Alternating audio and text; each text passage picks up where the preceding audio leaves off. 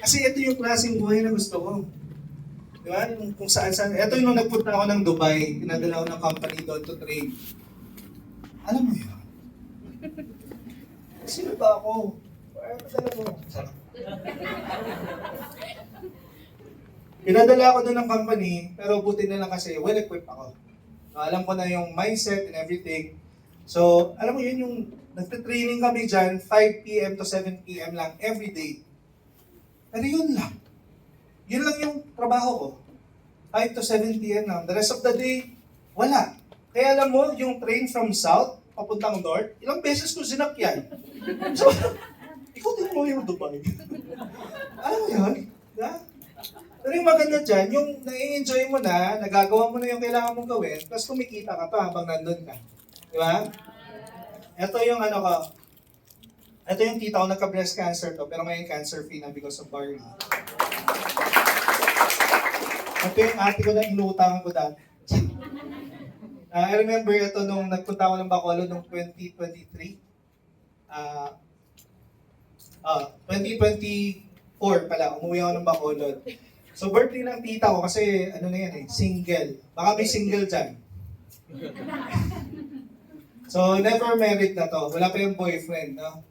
So siya na nagpalaki sa akin, pati yung mga pamangkin ko, so siya na. So nung nag-birthday siya, sabi ko talaga, gusto ko pabongga naman si tita. Yung ma-feel niya naman yung hindi ordinaryo.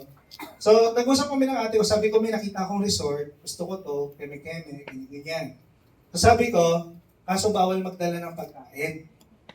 E di yung ate ko, kwento sa mga tita ko, sabi ng tita ko na iba, hindi siya. Huwag tayo dyan kasi dapat magdala tayong pagkain na atin. Kami the typical family na gusto nila nagcha-chop ng bawang. Yung pag nag-excursion, gusto talaga nila may mga kabdero. Alam mo yun? Ako kasi ngayon, nasa utak ako na parang gusto ko lang, katawang lupa ko lang, o-order ako, tawag dyan, darating yung pagkain. Alam mo yun, ganun na yung level ng utak ko ngayon. So, sa isip ko, sabi ko, kung sinong pumunta. So, nagpalista ako sa group chat. So, yung iba nagre-reklamo, ayaw din nila sumama kasi ang mahal, keme-keme. Nagpalista ako, 35, naglista. Well, ayaw din nila sumama. Pero 35 yung naglista. Alam mo yun, yung sa may gate pa lang, may bayad na 200, may libreng drinks. Tapos kukunin sila ng cart, tapos dadalhin dun sa kabana namin. So nakakatuwa lang kasi this is the first time nakita ko yung buong family ko na ultimong kape, itatawag lang nila, ihatid sa kanila. Yung iba ko mga pinsan dyan, parang sila yung nahihiya. Sabi nila, nakakahiya na, ikaw na lang, dun lang naman pala yung kumukuha ng bill. Alam mo, hindi sanay. Yeah? So, ito kasi yung isa sa mga rason kung bakit talaga ako tumutodo sa IM. Kasi, I believe kasi, if you want to help, and I know a lot of you wants to help your family, right? Kaya ako nandito. Sino gusto tumulong sa pamilya nila? Ba't pumapangay ka na walang ulam? Ha? No. Yung iba pag tinanong mo, sino gusto tumulong sa pamilya nila? Pero pag uwi nila, nakikita mo yung pamilya nyo, kinakain, lang, tapos ikaw, manonood ka lang ng TikTok. Akala ko ba gusto mong tulungan? Bakit hindi ka umahataw? Tama? O gusto mo tulungan, huwag ka pumayag sa dinas kinakain. Kailangan ituto mo. Kasi ako, nung simula kasi talaga, finocus ko yung sarili ko na ako muna. Kasi this is my principle. If I want to help others, I need to be okay. Kailangan ako muna. Kailangan kung gusto kong tumulong sa pera, sa finances, if I want people to be happy around me, kailangan ako muna. Hindi pwede na, gusto ko maging masaya ka kahit malungkot ako. Alam mo yun? Gusto ko magkaroon ka ng pera kahit wala ako, magbibigay ako. Ayaw nang ganon kasi nanggaling ako dun eh. And I saw a lot of people na ganon yung ginawa and then eventually sila yung na-drain. Kaya nasa isip ko, sabi ko, I have to be that person muna. Para pag sobra-sobra na, madali na lang magbigay. Kaya nung mga time na walang-wala ako, nanghihingi ng tulong yung kapatid ko, sinasabi ko talaga ako, nagsisimula pa lang ako, hindi pa ganun kalaki. Diba? Masama, masakit, pero sabi ko, darating din tayo dyan. Kaya ito na yun. Diba? Hindi pa natigil. Alam mo yung one day lang naman yung birthday, kinabukasan mayroon pa ulit. Sabi ko dito sa group chat namin, tayong 6 lang ha. Biglang may nagsidatingan. Buti na lang talaga nasa IM ako. Kasi kung wala ako sa IM, siguro habang nag-order, binibilang ko na. Di ba? Ito yung kapalit ng hirap at pagod mo. Yeah, pero if you want to have this kind of life, kung na-enjoy mo yung buhay mo sa pera, sa family mo, you have to be that person muna. You have to improve yourself. Kailangan maging maayos yung mindset mo. Kailangan ibahin mo yung paningin mo. Ako sa totoo lang, if you talk to me, kung gusto mong makuha yung utak ko, ako kasi ngayon, awkward man to, pero hindi ko iniisip yung iniisip ng mga common. When I say common, ito yung mga ayokong klaseng buhay. Na mga, kunwari, yung kapatid ko, normal yung buhay niya dati. Ayoko kung paano siya mag-isip sa sitwasyon, ganun din ako mag-isip. Kailangan iba ako mag-isip. Kasi feeling ko, if I think the same way, parehas din yung buhay ko. Ayoko nun. Alam mo yan, ayoko talaga. Ayoko talaga. Kaya kahit nilalait din ako nung simula ako, dead makens. Diba? Sabi ng ate ko, post ka ng post. Tapos mangungutang ka. Huwag mo lang akong guluhin. Ganun ang sa utak ko. Basta huwag mo akong guluhin. Pero hindi ko sinasabi kasi mag-aaway talaga. Diba? Pero yan kasi yung way ko pag nahihirapan ako. Yan yung way ko to control myself na hindi ko maramdaman yung sama ng loob. Hindi ako maging emotional. Ako mismo kumakausap sa sarili ko para maiwasan ko yung emotional state na ayaw ko, ma-feel ko. Okay hindi yung wala kang pay-in, pumunta ka sa IM, tapos may nakita ka, lugmok din, tapos wala ding pay-in, may pay-in ka, wala, tara, pakdo. Alam mo kayo ba nag-usap-usap? Hindi kasi maganda yun dahil parehas kayo ng pinagdadaanan, tapos kayo din, grabe, so, nakakapagod, no? Kasi ayaw mo lumapit sa mentor mo kasi pag ang mentor mo, wala akong fairness. Bakit? Kasi po, anong ginawa mo? Alam mo yung binabalik sa'yo lahat ng tanong? Alam nga sabihan ka, good job, keep it up. Tama? Kasi kung yun yung gusto mo, hindi yun yung sabihin namin para hindi ka lang mag-quit. Tama hindi? Pero kung hindi mo kasi i-improve yung way of thinking mo, pati yung way of life mo will not improve. You agree? Next. Okay, basa nga po? Yung malakas sa malakas? It's Him who makes everything possible. Ako kasi I believe kasi na gaya nga ng turo ni Chris, lahat ng meron tayo galing sa Kanya. Di ba? So naniniwala ko na lahat ng meron ako, hiram ko lang to sa Kanya at pinapagamit niya lang to sa akin. Kaya minimake sure ko na tama yung paggamit ko dito. Lalo na sa business natin. No? Ayan na.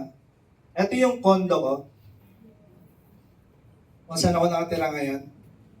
Ganda. Actually, yung story niya, very quick na lang naman to. Nagpapadentist ako that time. Sa GGS kasi ako dati nagre-rent. So nagpapadentist ako, tapos may nakita akong post, tapos chinag ko, sabi ko, saan ba yan? Pwede bang i-check? Kasi dati pa, 2018, nag-aspire talaga ako ng condo. Gusto ko talaga ng condo kasi nagsimula ako nung bata na may lupa ako nakikita lagi eh. Kasi sa probinsya kami. So, gusto ko hangin yung nakikita ko, kaya condo talaga yung in-aspire ko. Yeah? So, sabi ko, check ko lang yung condo. So, pinuntahan ko, pinakita niya sa akin 1 bedroom, parang ganito lang siya. Tapos parang okay lang. Okay. Parang walang excitement. Tapos bago ako malis, sabi niya sa akin, Sir, meron pang available actually sa pinaka-top floor, pero it's a studio type. Check mo lang. So, nung chinek namin, alam mo yun, nandito ako, pagbukas ko, alam mo yun, parang nag-transform yung utak ko na, eto yun. Kasi parang dumating yung, alam mo yung, iba yung kulay sa paningin ko, parang nag-transform siya talaga. Yeah? So, nung time na nag-usap kami, agad-agad ako ng down payment. Nagbayad talaga ako agad. Yeah? Pero 20,000 lang naman yun. Reservation lang. Yeah? Kasi wala pa naman akong ganun kalaking pera.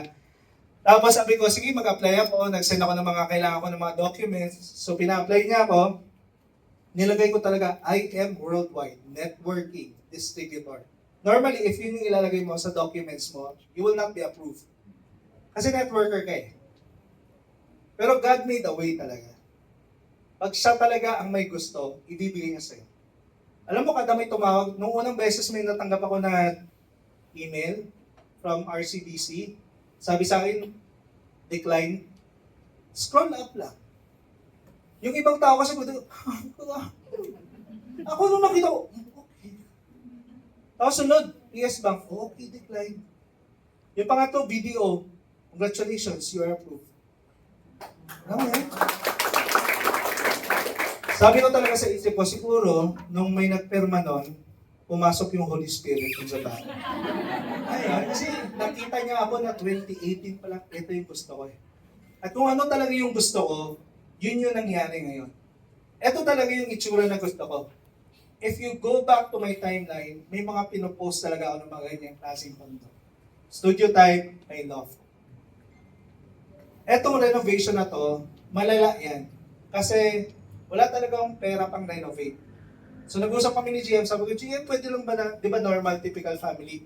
Pagka may bahay ka, dalhin mo na yung sopa mo, kama mo, diyan ka na tumira.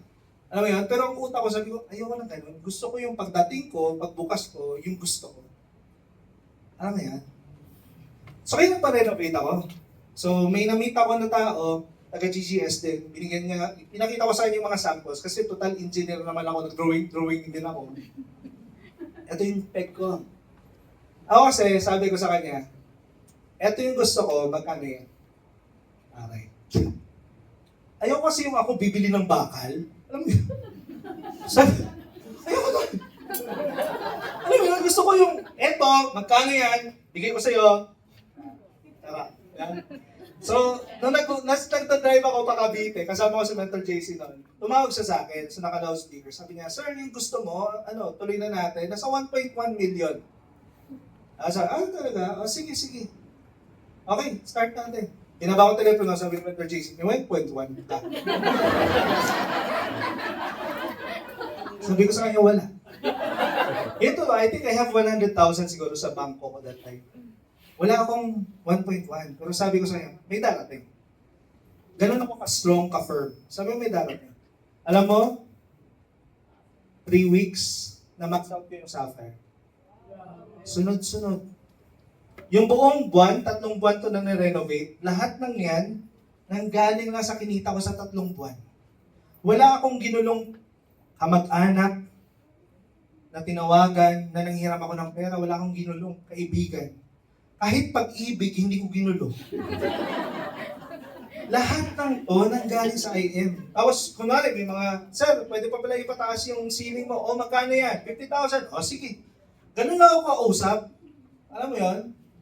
Pero, God provided 1.7 million in total. Walang utang. Lahat ng yan, galing lang sa IM. Kaya every time I share this, I always tell this story kasi I believe God made a way for me to have this. And ito talaga isa to sa testament kung gaano kagaling ang Panginoon natin. If you really believe and you don't worry in your finances. Kasi ako may paniniwala ko, I heard this from Miss Maritoni Fernandez. Ang mindset niya kasi when it comes to her finances, ang bangko niya nakakonekta sa langit. So ginaya ko lang. Ginaya ko lang. Nangyari din. Diba? So, yan yung condo ko, dyan ako nakatira ngayon. Ito yung bahay namin. Yan. Ito yung ate ko, ayaw maniwala. Asawa niyo OFW. Ano itong Sumjungki? Sigaw na sigaw. Ito ako, yung bunsong kapatid niya. Ate ko pala. Ito yung bahay na naiwan sa amin ng family namin. So wala na dyan nakatira. Plano namin patayuan yun ng apartment para magka-income. Pero ako magpapagawa. Tapos yung ate ko, kasi nakapangalan to sa parents namin, so sabi ko, sa'yo na yan. Kasi ayoko kasi yung family nagkaaway-away dahil sa lupa. Sa 145 square lang yan. Pagkawayan pa natin. Diba? So sabi ko, sa'yo na yan, ipapangalan na natin sa'yo. Yun nga lang, ako din magbabayad ng transfer. Actually, ongoing na rin yung transfer niyan. No? So, eto last na lang. Okay na pakibasa? Okay. Always remember na nandito ka sa I Am Worldwide. Siyempre, priority natin magkaroon ng pera, kumita ng madami, kumanda buhay natin. Pero always, never forget that the main purpose of you here is to have an impact on other people's lives. Yeah? Kaya yun yung maging i-pursue mo yon kasi ang sarap sa feeling. Na pagka nagkakaroon ka ng impact sa buhay ng ibang tao, kagaya ng mga mentors ko. Ito si Mentor Kat, no? Yung tahimik lang, kaya ako nabubwisit. Alam niyo yun? Actually, kung totoo, sinabubwisit talaga ako sa kanya. In a good way, kasi ang tahimik mo, tapos naka 3-story house and lot ka. Alam mo yun, ako ang daldal ko. Nakakondo lang. Yun yung nabubwisit ako. Kaya si Mentor Kat, hindi niya ako pinapressure. Wala siyang, oh boy, mag-diamond ka na. Kasi cool ko naman talaga mag-diamond. Pero gets niya ako, alam mo yun, boy, mag-ganito ka na. Hindi niya ako ginaganon. Alam mo, sinasampal niya na ako ng katotohanan. Yung ayaw mo mag-diamond, bahala ka, habang buhay ka dyan sa kondo mo. Ay, bakit ginaganon niya ako ng resulta niya? So, kaya siya, hindi siya talaga mahilig magsalita. Wala kami mentoring na one-on-one. Walang ganun. Kasi mens, hindi mo na ako kailangan ni mentor, kita ko na. Yung gusto ko, nasa iyo. Kaya, chill. Ako na. Alam mo na gagawin ko. Ganun siya sa akin. Ganun yung mentorship namin dalawa. Dinaan niya ako sa resulta. Resulta na nakakabwisit sa utak ko. Kasi yung bagay na meron siya, yan yung mga gusto ko. Gusto niyo naman ng ganito? Yes! Kasi ako, never ako nagkaroon ng ganito. Yan yung gusto ko. Ha? Ay, si JC, sa yung una kong nabudol. Diamond na yan. Ha? So, kung may mga downlines ka na gusto mag-diamond, huwag mong pigilan. Kasalanan mo yan, ba't hindi ka nagda-diamond? Gets mo? Ha? Pero, kung may downline ka na nagpapakitang ng potential, i-motivate mo, i-encourage mo. Hindi yung ikaw yung nagbabara. Tama? Anyway, damay naman ako dyan. Okay, actually, 6 incentives na yung nakuha niya dito sa IM na cars. Dami na napunta, nakadalawang Europe na siya. Dami yung nabudol mo.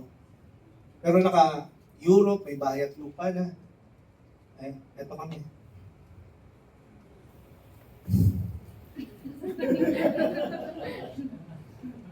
Alayo na talaga ng narating namin. Alayo na. Whenever I reminisce and go back sa dati naming buhay, nagsisimula kami na nagko-commute sa MRT, naka-office attire ka, nagko-commute. Pagdating mo sa client mo, milyon-milyon pinag-uusapan pero pawis ka. Pero pinanindigan lang namin at nilaban lang namin. Ngayon, eto na kami. Malayong-malayo na sa pinagkalingan natin. And I am here not to be a testimony of how good our product is. Kasi wala talaga. Yung chan ko, tanggap ko na to. Kaya nyo din yan. Tanggapin. Mag-a-adjust din yung utak nyo. Tingnan nyo lang ako lagi. Magiging normal na yung itsura ng chan ko sa inyo. I am not the best speaker in this room. Pero the main purpose why I'm here is I just want to inspire you guys to really do your best in this business. Kasi kung kinaya ko, kaya nyo din talaga. Cliché man siya, pero yun talaga eh. Wala tayong ibang, alam mo yung pinakagusto ko lagi? Yung makita ko yung taong galing sa hirap, i-mentor ko, tapos makikita kong umaangat. Like as simple as dating mahiyain, ngayon nawala yung hiya. As simple as hindi marunong mag-present, hindi nagpe-present. Natutuwa akong makita yung mga ganun. Kahit wala ka pang resulta, yung growth mo, kasi that growth is also a result. It's something hindi man tangible, pero it's also a result that can show na talaga may pagbabago dito sa negosyo natin. Right? I'll end with this. Sabi nga dyan, 1 Corinthians 2 verse 9, no eye has seen, no ear has heard, and no mind has imagined what God has prepared for those who love Him. Lahat naman tayo naniniwala kay Lord, right? Do you believe in God? Yes. Do you believe na may plano siya para sa'yo? Yes. Diba nasa Jeremiah na talagang prosperous life? Kaya ako, talagang gusto kong i-fulfill yung prosperous life bago man ako mawala sa mundong ibabaw. Kasi if I don't, it seems like ininsulto ko yung gumawa sa akin. Yan yung mindset ko. Yung parang doon ako natitrigger na mas lalo kong galingan sa IM kasi gusto ko i-fulfill yung promise niya sa buhay ko. To have a prosperous life. And pag nangyari yon, sabi nga dito, kailangan ikaw mismo, hindi mo mawari, hindi mo maintindihan paano nangyari. Alam mo yun, yung paano ako nagkaroon? Namumuti ko lang naman ako. Alam mo yon? Nangungudi ko lang ako, ikaw pa yung kinukuduy-guan ko kunwari. Tapos makita mo ako, nagsasalita na ako dito, dati ikaw naman nagsasalita. Tapos, alam mo yun, ang layo ng kinikita natin, ang layo ng buhay natin. Yung ikaw mismo, hindi ka mapakali, hindi ka makapaniwala, bakit nangyari sa ito? Kasi ang gusto niya, all the glory goes back to Him. And whenever something great is happening in your life, through this business, nagkaroon ka ng kotse, nagkaroon ka ng bayad lupa, kumikita ka ng malaki, huwag mo itago. Ipakita mo sa mga tao na binabago ng Panginoon yung buhay mo through I Am Worldwide. Kahit pupunta ka lang ng palengke, dali mo sports car mo. Seryoso. I remember nung pandemic, di ba may nag-post na naka Lamborghini, nakita daw sa may Commonwealth. Sana, shinare mo na lang ito sa mga Pemer at Boom Boom. Alam mo yun? Alam mo sa utak ko, pupunta ba ako ng palengke? Tapos dala-dala ko yung Mustang ko. Sabi ko, paano kung ito lang talaga yung kotse ko? Alam mo yun? Iyon lang kotse ko. Alam mo, mag-grab ako para hindi ka masaktan. Kasi pagka nakita mo ako, bumabasa, grabe ka, makano ka, dapat sinip. Ano? Kasalanan ko yan yung buhay mo. Ito yung akin. Alam niya? Yeah. So hindi naman pwede na i-adjust ko yung gagawin ko kasi masasaktan ka lang. Kaya pag nakikita kami ng kaibigan ko, mga tropa ko, yung mga kinodigan ko dati, dala ko talaga sports car ko. Kahit naman magdala ako ng tricycle, may mayayabangan at mayayabangan sa akin. Tama hindi? Kahit lagyan ko pa ng caption ng galing sa scriptures yan, may mayayabangan sa akin. Hindi ko na problema yun. Ang problema, ikaw. Basta ang akin, kung sino yung may inspire, yun yung akin. Right? So anyway, I hope na share ko sa inyo lahat. Thank you so much for inviting me. Thank you, Team United. God bless back.